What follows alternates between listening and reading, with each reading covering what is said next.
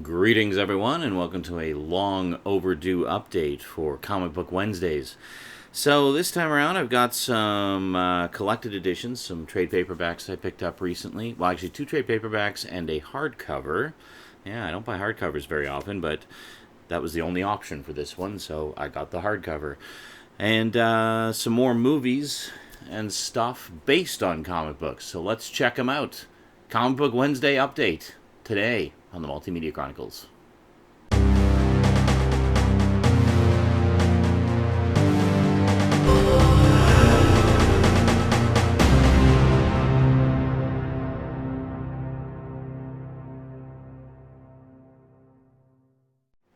Welcome back. All right, first up, as you know, I've kind of been interested in this collection because it's basically presenting a lot of classic Marvel comics in the kind of format I've always wanted to get them in, basically big, deluxe trade paperback editions that feature a lot of issues in glorious full color. Now, of course, we had the Essential Collections, the phone book-sized editions, a number of years ago, which were quite affordable. They were like $20 each, or 15, whatever, get them on sale. And they would have about, 20 or so issues in them. But they were all black and white. So that's why I never bought any of those, because it's like, well, these were originally published in color. I want them in the original color, There was some awesome color for those great old comics. So at long last, Marvel is doing that with the Epic collections. So the latest addition to the Epic collection that I picked up is Volume 1 of The Incredible Hulk. Now, just take a look at this here. I mean, this is absolutely beautiful. It's got all the old...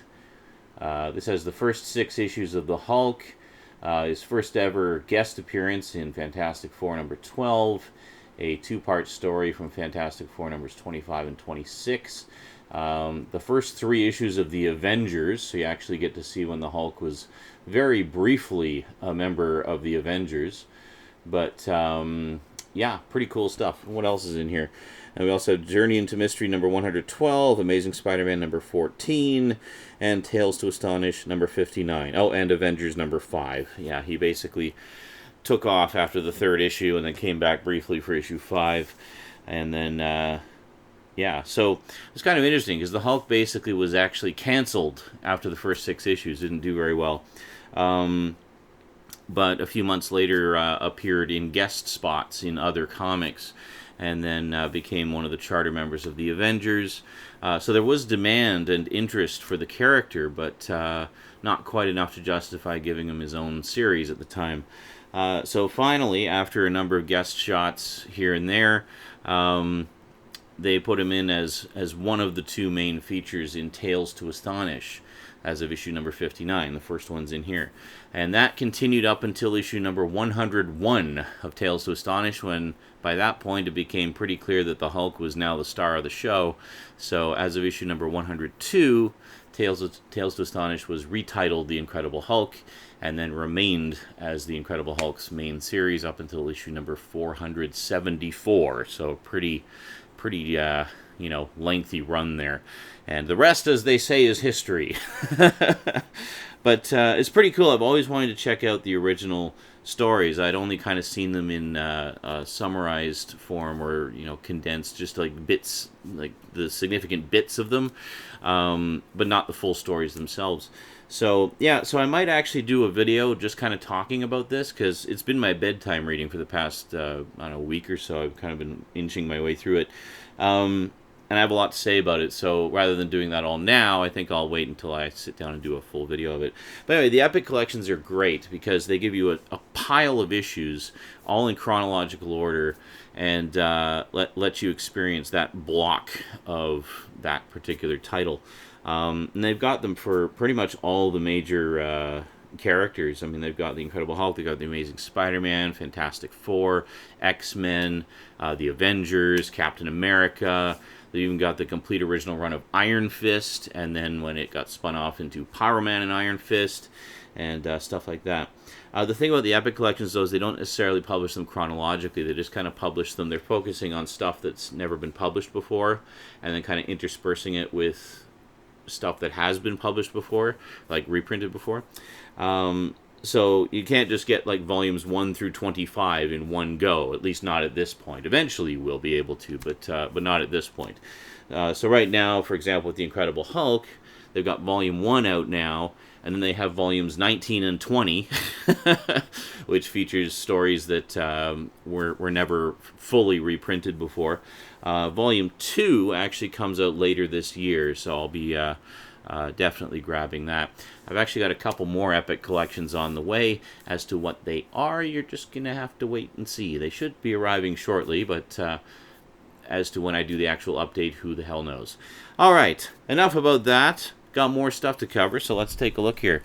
So continuing on, as you know, I've been really enjoying this series a lot and buying the volumes basically as they came out. Somehow I missed this one and had to special order it from Amazon. I had completely forgotten that it came out. It actually came out in January, and then the next volume is coming out, I think, next month or in a couple months. We have Mike Grell's Green Arrow, Volume 7, Homecoming. So this contains another 12 issues, actually, issues number 51 through 62. So Volume 8 is coming out shortly, and then I would imagine Volume 9 will follow a few months after that, which will actually be the conclusion of Mike Grell's run on Green Arrow. Now, he did return to Green Arrow a few times after doing the his 80-issue run on the main series.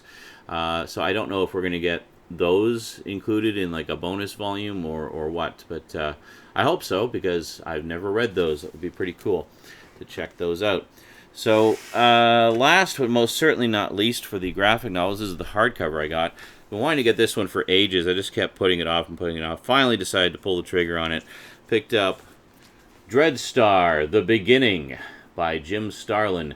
Now, Dreadstar was the first of the Marvel Epic Comics line. Actually, funny enough, I should mention the Epic Comics. Yeah, that's the logo right there.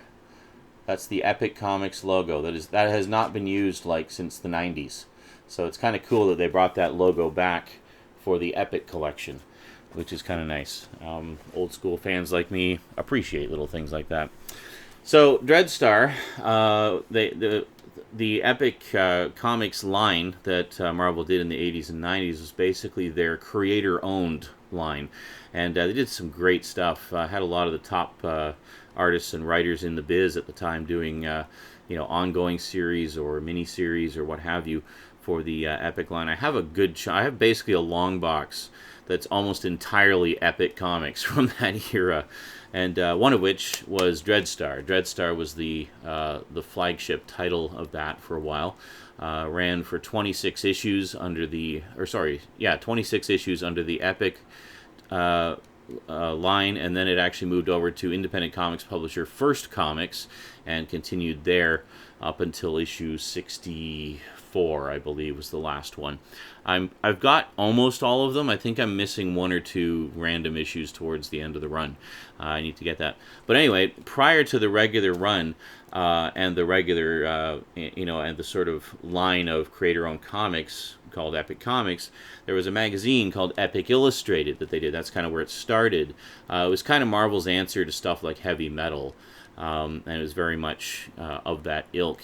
So Dreadstar actually began as a mini-series in Epic Illustrated magazine called The Metamorphosis Odyssey, and that's what this book is. For the first time, actually this is the second time The Metamorphosis Odyssey has been reprinted.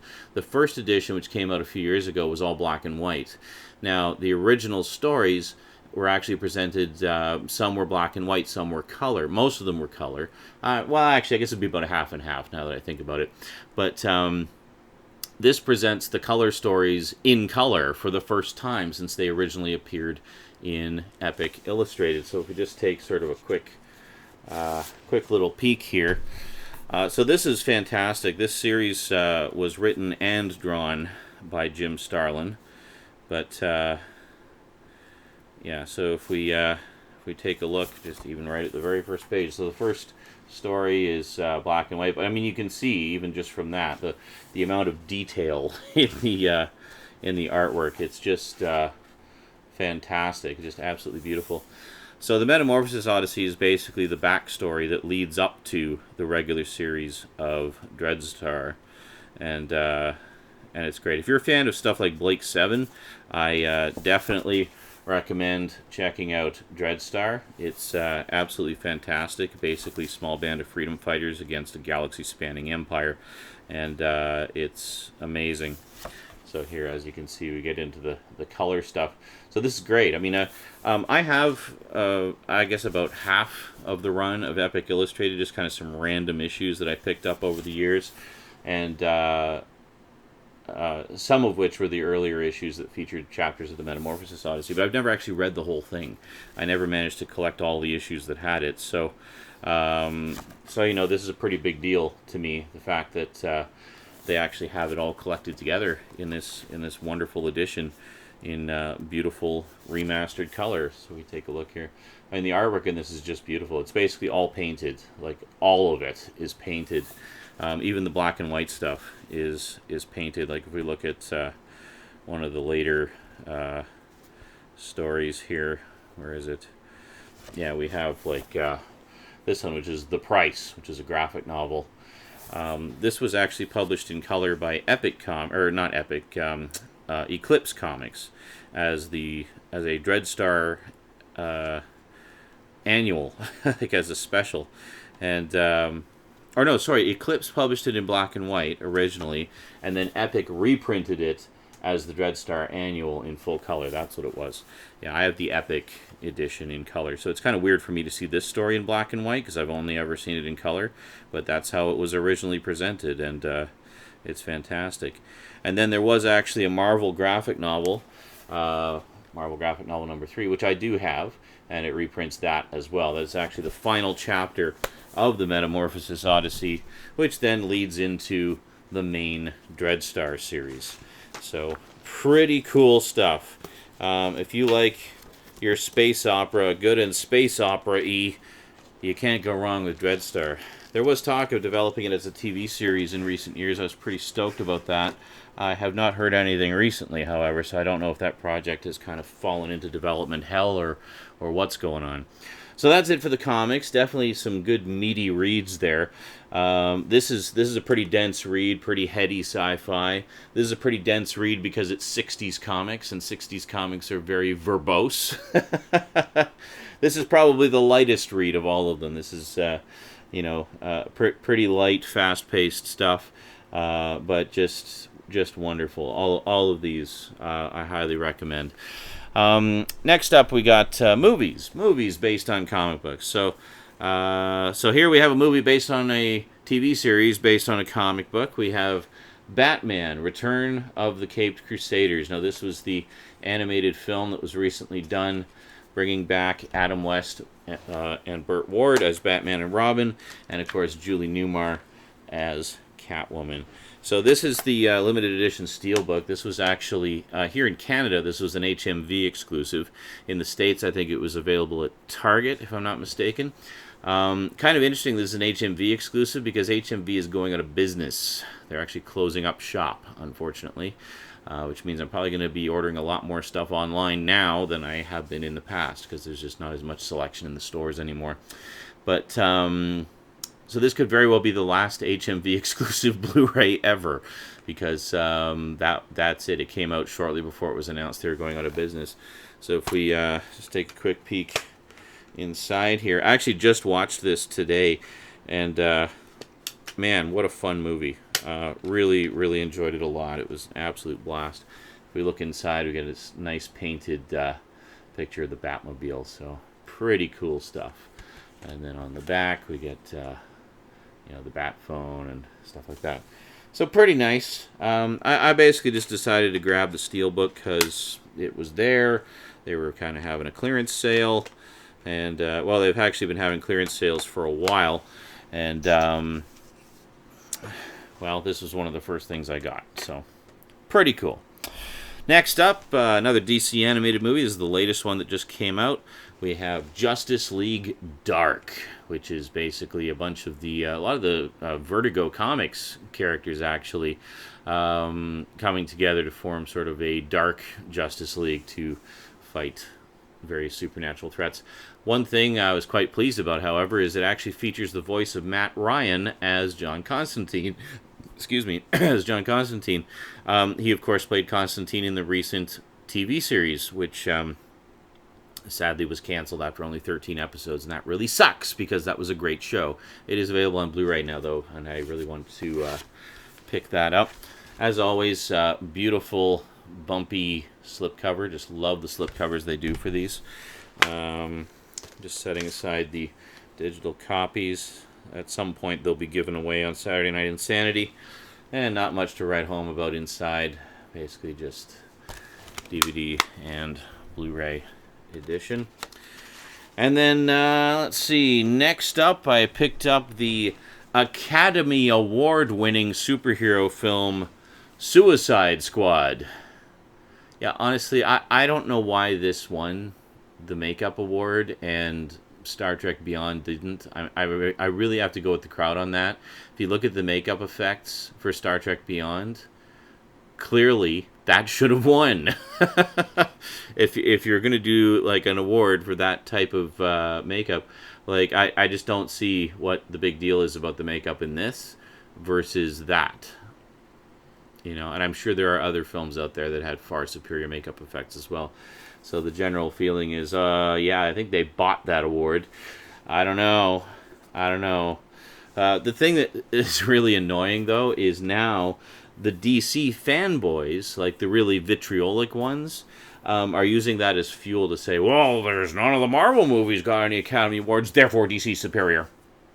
It's like, shut the fuck up. Seriously. Like, if you honestly think that the winning of that award makes those movies superior, like, no.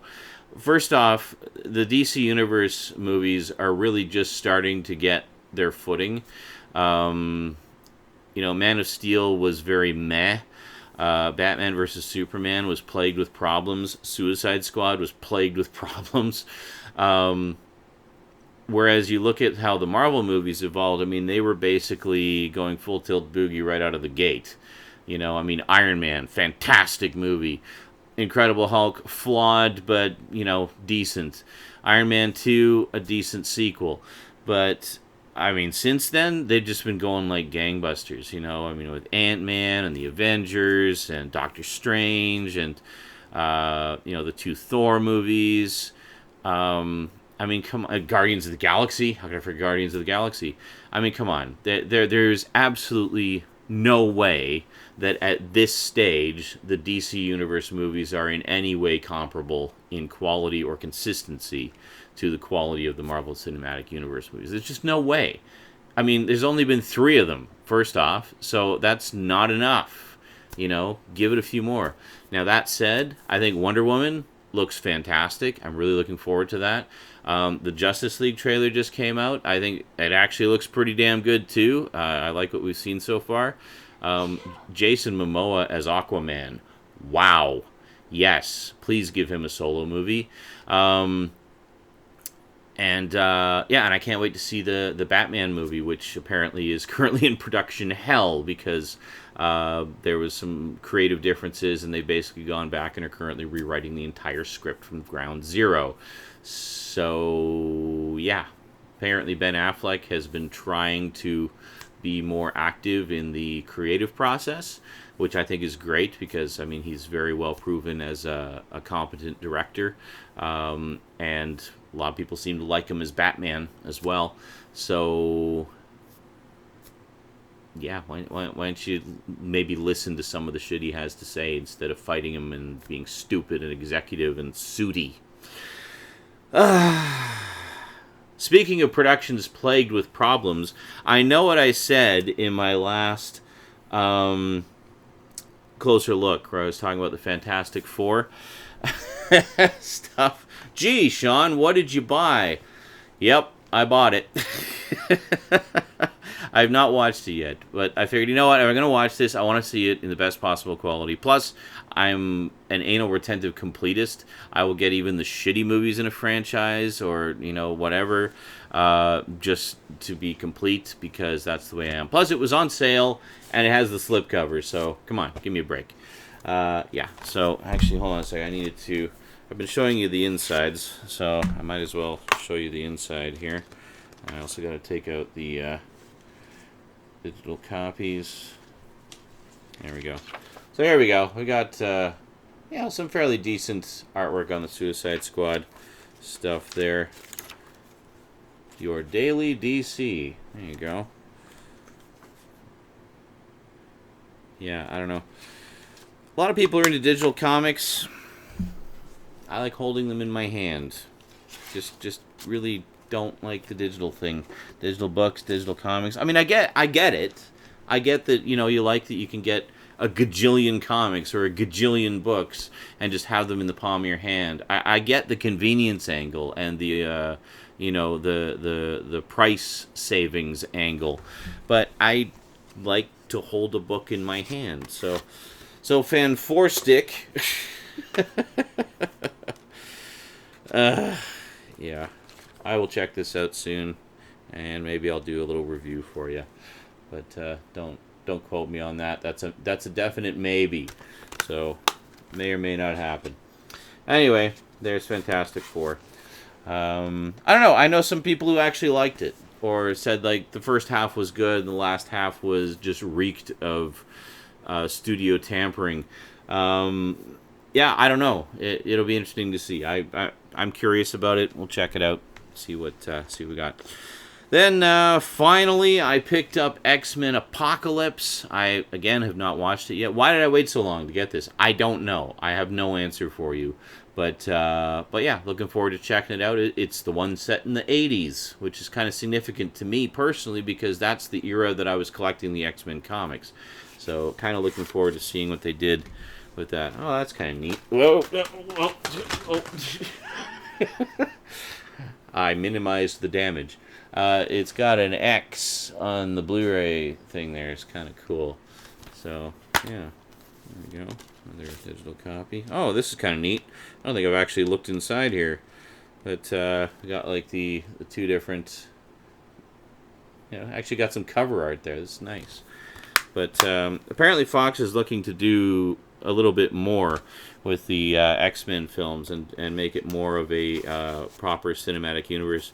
I mean, one might say they've kind of done that already with having the you know, the Wolverine movies kind of as a side series to the main series, but it's all tied in together. And now we have Deadpool, of course, being a part of that universe as well. So, I mean, one might say they kind of started the cinematic universe thing before Marvel. Ooh, hot button topic. But it's true. I mean, just look at the release dates, you know. They were doing it kind of at the same time. Well, maybe a little before, I think. I don't know. I don't have the release dates off the top of my head. Please don't give me a big list of them in the comments, because I hate it when you give me a big list of shit. Like, just keep your comments. I don't, whatever. I'm being grumpy now. Anyway, last but most certainly not least, speaking of the Marvel Cinematic Universe, picked up the latest installment, Doctor Strange. This is pretty cool. I actually kind of like the design on this one. This is the 3D edition, of course. This is they called it the Cinematic Universe edition. So I wonder if this is going to be kind of the design going forward. So if we slide this out, we've got, hold on a second, there's a few components here. So we have this, it's actually plastic. It's like a plastic slipcover, kind of cool. Very nice. And then inside, we actually have a lenticular card, which I guess you can slide into the cover if you want to, but kind of neat. And then if we open it up here, we've actually got, oh yeah, so digital copy on the other side of that. And then inside, well, okay, inside is really not much special, just kind of plain logo. I still need to pick up Captain America: Civil War. I don't know why I put that one off so long. I need to get that and watch it and enjoy it. I've heard it's quite good. A lot of people have said it's the Avengers movie they meant to give us last time. I don't know. I don't know why so many people shit on Age of Ultron. I think it's a perfectly decent movie. I mean, there's some great set pieces in it too. Like, I mean, come on, Hulkbuster versus Hulk. that is an epic fight scene and full of humor. I love all the little jabs at Captain America, getting on their case about using bad language. Just that little sets up that little sort of banter back and forth between Tony and Steve, and I don't know. There's a lot of good stuff. And I mean, come on, James Spader as Ultron, he was awesome. He was awesome. I don't know why so many people have such a problem with that one. I thought it was fine. Anyway, that's it for the update. So see, I kept it diplomatic. We've got a DC comic, a Marvel comic, and then an independent comic. All right, and we got 3 DC and 3 Marvel. So no biases here, folks. I just love me some comic book stuff. You know, I really don't get the whole Marvel versus DC thing. I mean, even back in the day, Marvel always referred to DC as their distinguished competitor. Not to mention, they would often do cross-studio events where they would have, X-Men versus Teen Titans, Justice League versus Avengers, or what? Well, I don't know if they actually did that one. That would have been cool. But they've done a lot of crossovers between the companies over the years, and still do periodically. So I don't know. I mean, if the companies themselves can get along, why can't the fans get along? I guess is what I'm saying. Like, why can't we all just get along? Alrighty, that is it for this update for Comic Book Wednesday. Hope you enjoyed it. I gave you a nice, long, meaty one just to kind of make up for the absence for so long. And we'll see you next time. So, quick thank you to my Patreon sponsors, especially Kyle Pellegrini, who is still my highest level sponsor. Thank you very much, dude. Really appreciate the support. And thank you to you for watching. So, we'll see you next time. Until then, sayonara.